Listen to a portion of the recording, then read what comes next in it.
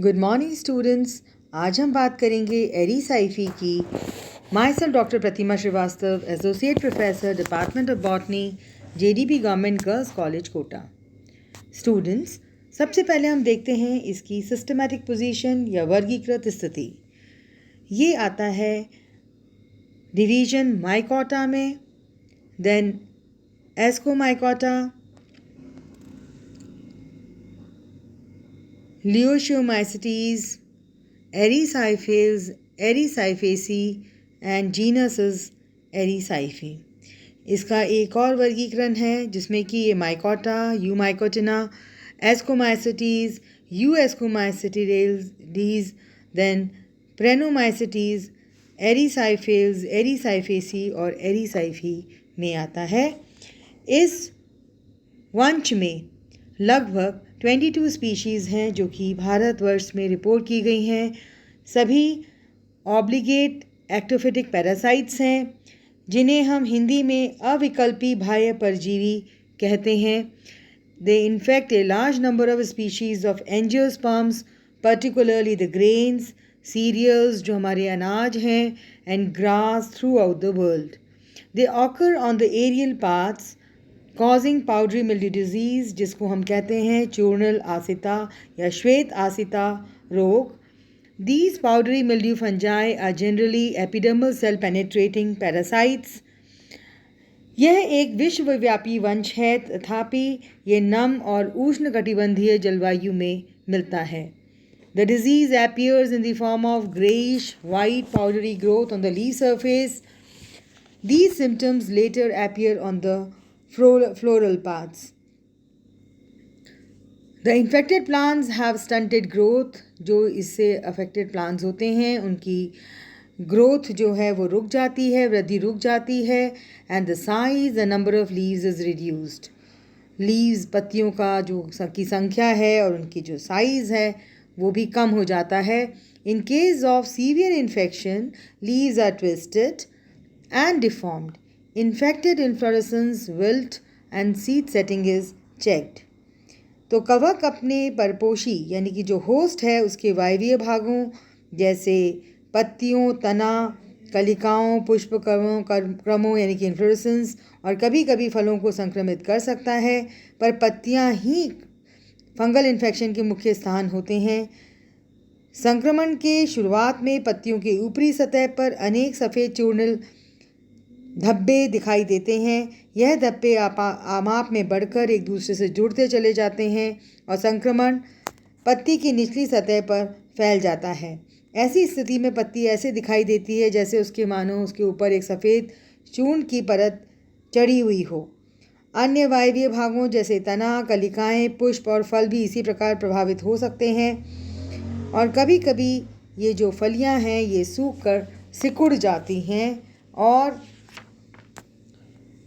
गेहूं में ये पत्तियां बिल्कुल सिकुड़ कर सूख जाती हैं। कभी कभी जो होस्ट है उसकी पत्तियों में ऊतकक्षयी क्षेत्र भी बन जाते हैं।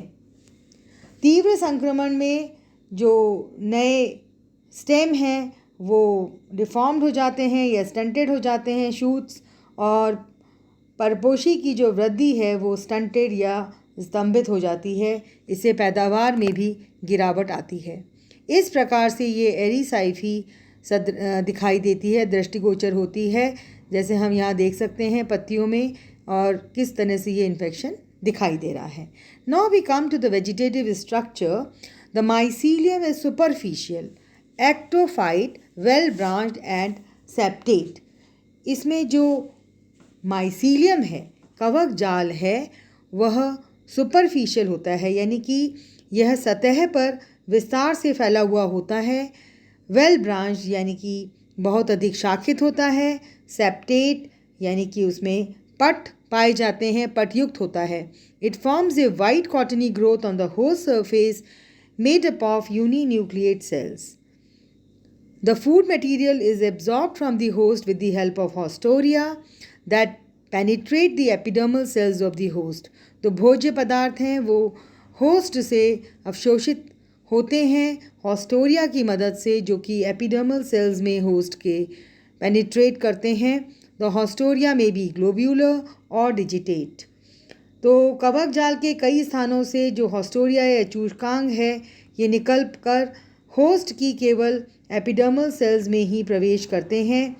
यह हॉस्टोरिया सरल थैली सदृश जैसे कि एरिसाइफी पॉलीगोनाई में या अंगुलियाकार शाखित जैसे एरिसाइफी ग्रामिनिस में होते हैं।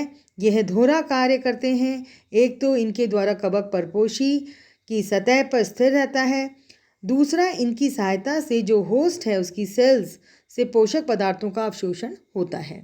ए collar of amorphous material deposits around the penetration or infection peg after the formation of the functional hostorium in the host epidermal cell, and elongating secondary hypha develops from the apressorium.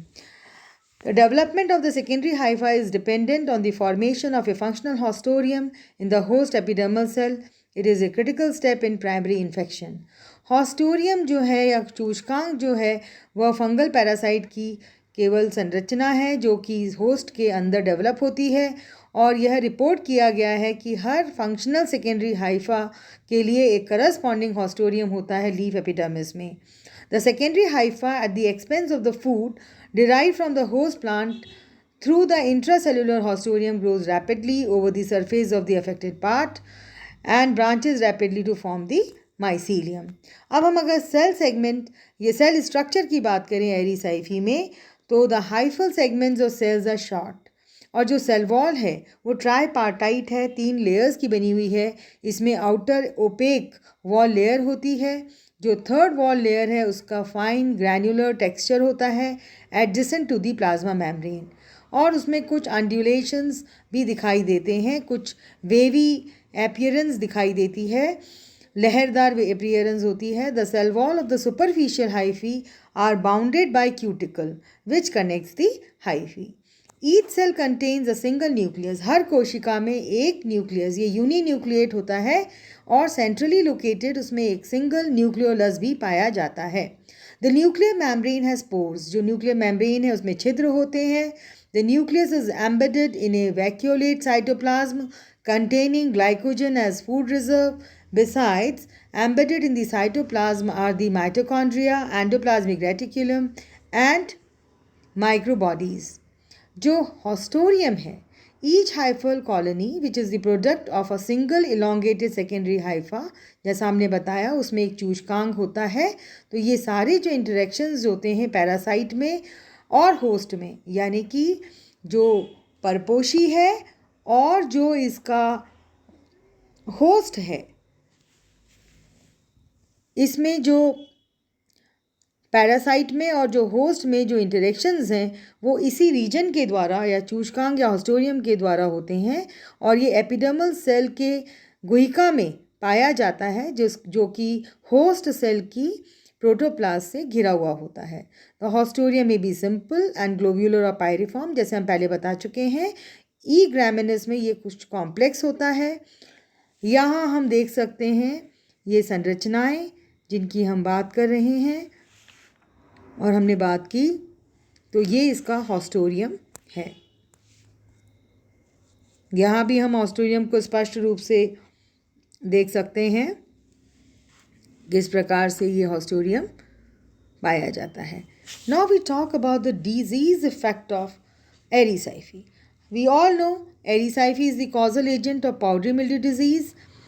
This disease does not kill the host plant. ये host plant को ख़त्म नहीं करती है, पर ये उसका जो ओज है उसको कम कर देती है, जिससे कि लॉस ऑफ फूड होता है और पैदावार में गिरावट आ जाती है।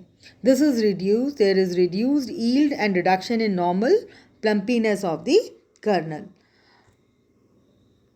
इसका जो सेक्सुअल रिप्रोडक्शन है, इसका जो एसेक्सुअल रिप्रोडक्शन है, इसको हम अलग से एक टॉपिक मतलब एक नेक्स्ट लेक्चर में हम डील करेंगे। बस हम ये देख सकते हैं कि इसमें जो जनन की प्रक्रिया है, प्रजनन जो है, इसमें अलैंगिक और लैंगिक विधियों द्वारा संपन्न होता है। ये कुछ संरचनाएं हैं जिनके बारे में हम नेक्स्ट लेक्चर में बात करेंगे। अब हम बात करते हैं इसके कंट्रोल मेजर्स की, कि how to control if there is an infection by Erysipelas. तो sowing resistant variety of crop plants, ये सबसे ज़्यादा बेस्ट मेथड है कंट्रोल का। Then roguing of the disease plants and burning them, उनको जला दिया जाए फील्ड में, तो ये एक इसका प्रिवेंशन मेथड है। देन क्रॉप को डस्टिंग की जाए विद दी सल्फर डस्ट, या इसको कैराथेन से स्प्रे किया जाए। It is effective in controlling the disease. Powers ने 1958 में ये बताया कि जो एंटीबायोटिक है एनिसोमाइसिन, ये भी पाउडरी मिल्ड्यू डिजीज़ को इराडिकेट करने के लिए कारगर है on wheat leaves. It is effective primarily by direct contact in the form of sprays, तो स्प्रे के द्वारा ये जो है इफ़ेक्टिवली इराडिकेट किया जा सकता है। Thank you very much. इसके बाद जो नेक्स्ट लेक्चर है that is on sexual and asexual reproduction of Erysiphe. जो हमने इसमें मुख्य बिंदु जो हमने देखे वो ये हैं कि एरिसाइफी की वजह से ये चूर्निल आसिता रोग होता है, और इसमें जो कई बार इसका प्रश्न जो है ये पूछा जाता है कि एरिसाइफी किस संवर्ग का सदस्य है, तो हम इसमें उत्तर दे सकते हैं कि ये एस्कोमाइसिटीज़ का सदस्य है।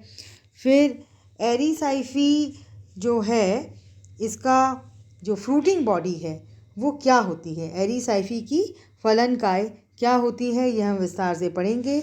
यह है क्लिस्टोथीसियम। तो स्टूडेंट्स, आई होप ये एरिसाइफी का जो वेजिटेटिव स्ट्रक्चर है ये आपको समझ में आया होगा। कई बार हॉस्टोरियम से रिलेटेड क्वेश्चन भी पूछा जाता है, जो इसका सूचकांक है उसके बारे में भी प्रश्न एग्जाम में पूछा जाता है। Thanks a lot, thank you very much.